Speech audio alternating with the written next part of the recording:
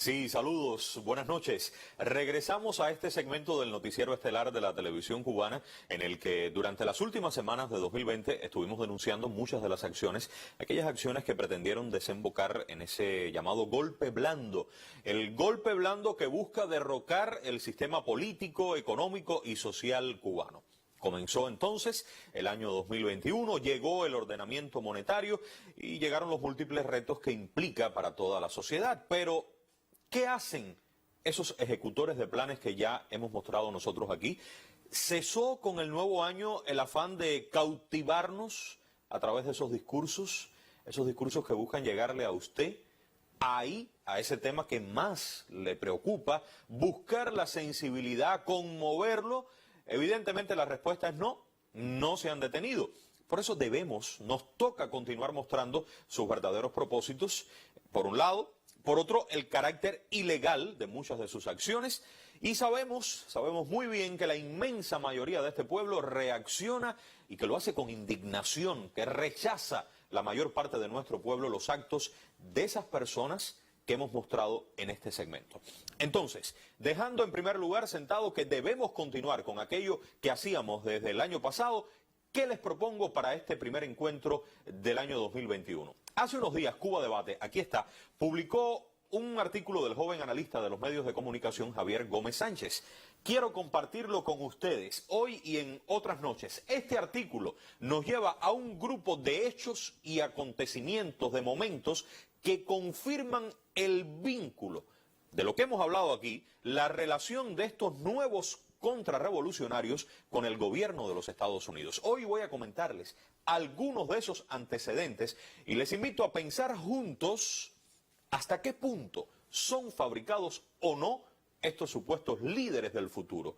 ¿Cuánto de autónomo existe en los pensamientos de estos líderes del futuro para Cuba? Vamos a los hechos que nos cuentan. La creación de una neocontrarrevolución cubana se remonta a inicios de la década de los 2000. Específicamente, 14 de mayo de 2004, ese día se desarrolla una reunión de oficiales de la CIA realizada en la residencia de uno de los funcionarios de la entonces Oficina de Intereses de los Estados Unidos en La Habana.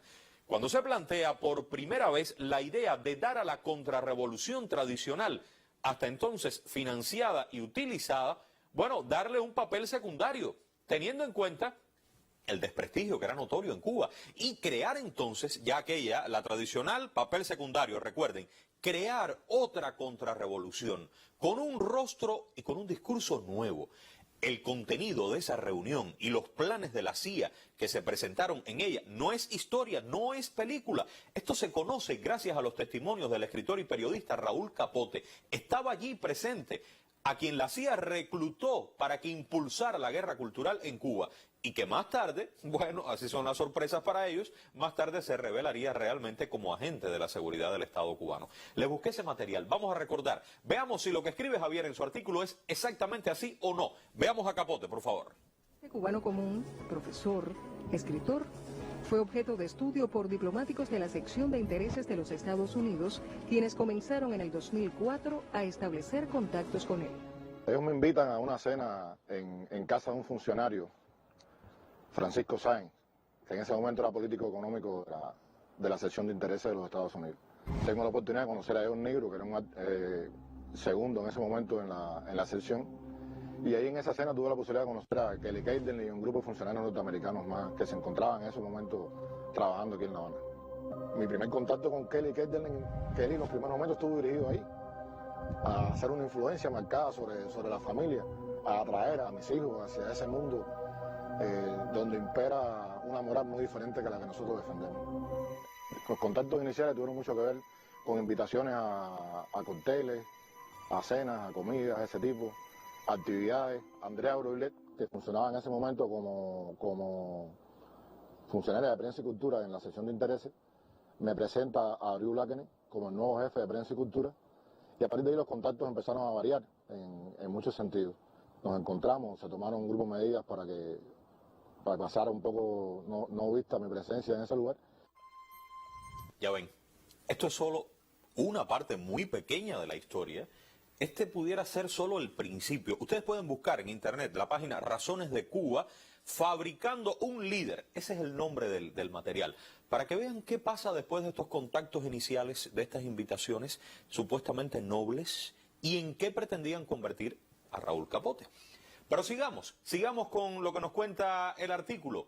Para crear esta nueva contrarrevolución era necesario además, no solo esto que acabamos de ver, un ejemplo, Capote, también había que reclutar, había que capacitar, que poner a trabajar en sus objetivos a varios blogueros, o sea, personas que desde internet comenzaran a escribir, comenzaran a influir en quienes los leían.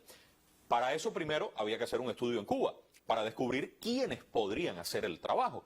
Y sí se hizo, sepan, se investigó. Un trabajo realizado en el año 2011 por Ted Henken, estudioso del tema digital cubano, enviado desde Estados Unidos, y que por supuesto ese estudio del académico no incluyó a los blogueros verdaderamente revolucionarios. Claro, la tarea era concentrar su trabajo en aquellos blogueros cuya ambigüedad, o sea, estudiar el comportamiento, y aquellos que por su ambigüedad podían ser proclives. ¿Proclives a qué? Bueno, a que usted lo invite reiteradamente a eventos en una embajada, que bien, voy a la embajada, a eventos en el extranjero, voy al extranjero, me han invitado, estoy escogido, y cada vez con más evidente intención, inicialmente en Europa y luego ya en los propios Estados Unidos, becas en universidades, ya sea europeas o estadounidenses, fíjense, becas incluso en Harvard, en Columbia, para crear o mantener proyectos políticos y mediáticos digitales, contando con importantes fondos para ello, bastante dinero. Como botón de muestra de esta construcción, veamos, este es el estudioso norteamericano, ahí están las fotos, que vino a Cuba, acompañado por Joanny Sánchez,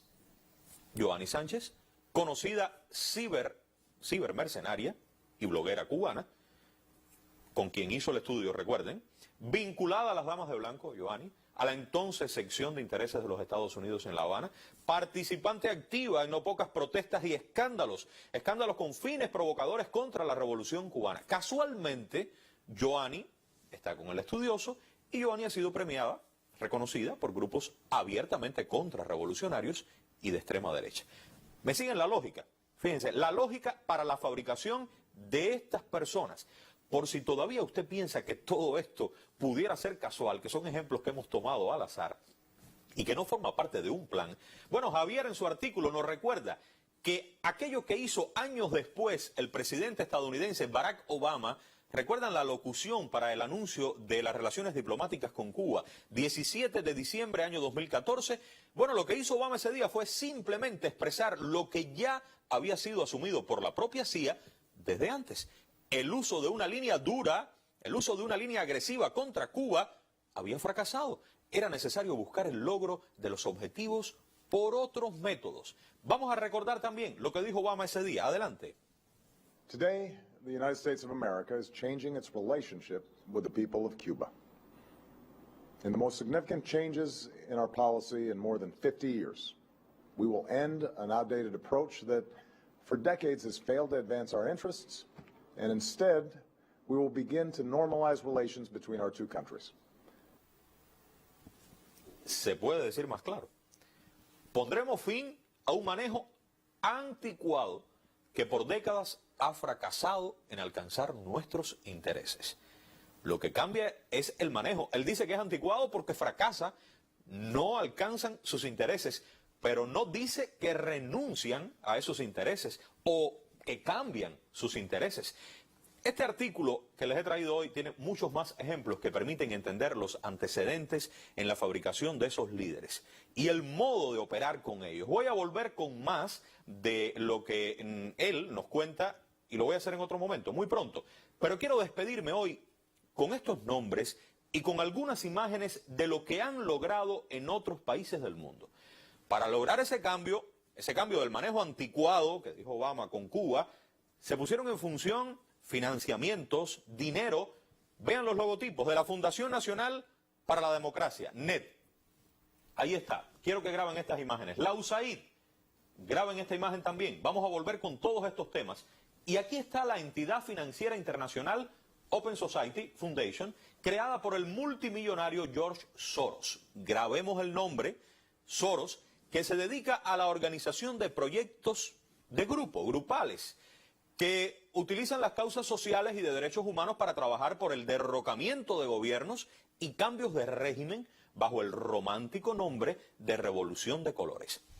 Hay mucho que decir de esas organizaciones, de esas imágenes, de la NED, de la USAID y de la Open Society, y del dinero en función de lograr cosas en Cuba. Un solo ejemplo, algo que se llamó Cuba Posible. Recuérdenlo, Cuba Posible, y sobre lo que vamos a hablar más adelante. Me voy a despedir con estas imágenes de Ucrania. Véanlas, por favor. Esto es una plaza pública en Kiev, la capital. George Soros, el fundador de la Open, ha reconocido públicamente que creó una organización en Ucrania que jugó un papel importante en los acontecimientos que desembocaron en esto que ustedes ven ahí en noviembre del año 2013. Los invito a buscar más información de cómo, de forma silenciosa, aparentemente noble, tratando de calentar los ánimos, de producir un estallido social de nefastas consecuencias para la población y de la estabilidad de ese país, llegaron aquí. Mientras nuestros retos, que no son pocos, lo sabemos todos, deben concentrarnos en las metas concretas para hacer mejor lo que nos toca a cada uno, algunos pocos buscan que estos sean los caminos, que estas sean las vías para esos cambios. Volveré muy pronto con más de estos antecedentes que nos muestra Javier Gómez en su artículo, recuerden el nombre, Los ideólogos del golpe blando, Open Society en Cuba y la articulación contrarrevolucionaria. Buenas noches.